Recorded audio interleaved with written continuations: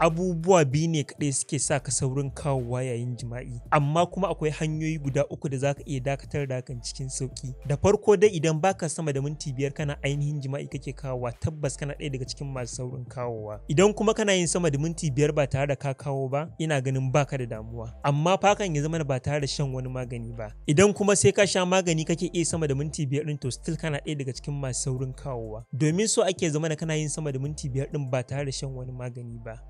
Abu na farko da yake sa saurin kawowa shine rashin karfin gaba ko kuma rashin kwayoyin halittar jima'i masu yawa a jikinka. Abu na biyu da yake sa saurin kawowa shine yanayi, ma'ana yanayin da kake jima'i a cikinsa zai iya sawa kai saurin kawowa, ko kuma idan azzakarinka yana da saurin ji, sensitive a turance, zai dinga sawa nan da nan kana kawowa, ko kuma idan abokiyar saduwarka tana da ni'ima sosai ko gabanta a matsayi ke sosai, duk zai iya sawa kana saurin kawowa. Idan da gaske kana son magance matsalar saurin kawowarka cikin sauki, to ya kamata ka fara sanin wannan abu ne daga abubuwan ne yake jawo ma ita. Hakan zai taimaka ma sosai wajen shawo kan matsalar cikin sauri. Idan ɗaya daga cikin rashin lafiya ne, sai ka nemi magani. Idan kuma yanayi ne, to sai ka dinga yin 'yan dabaru da kuma haɗe-haɗe. Kafin ka fara yin ɗaya daga abubuwan nan da zamu lissafo don magance saurin kawowarka, ya kamata ka rage shan kayan zaƙi da siga da kuma rage cin kayan maiko da soyayyun abubuwa. Sannan ma mai zai hana ka yi mana like ɗin bidiyon nan da subscribe yanzu, duk ana tare fa.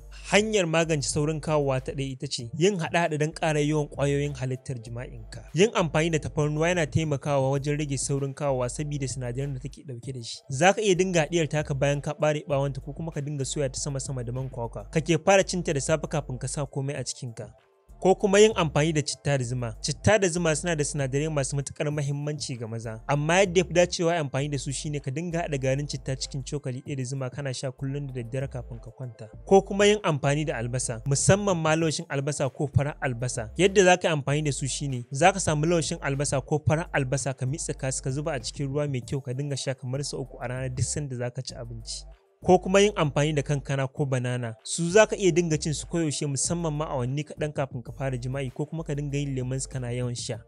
Hanya ta biyu don magance saurin kawowa ita ce yin 'yan dabaru. Dabaru kamar yayin da kake yin jima'i, idan ka ji ka kusa kawowa, to sai ka zare gabanka daga farji na ɗan wasu lokuta. Ku yi wasanni kafin ka mayar da shi ka ci gaba da yin jima'in. Ko kuma a san da ka ji ka kusa kawowa, ka matse ko ka sa matarka ta matse kan azzakarinka da hannayenta na 'yan sakanni yadda zai dakatar da zuwan maniyyin. In kana yawan yin hakan akai-akai, zai taimaka wajen samun fitsararka ta ƙarfin da za ta iya riƙewa a gaba ko da ba a matse ma azzakarin ba.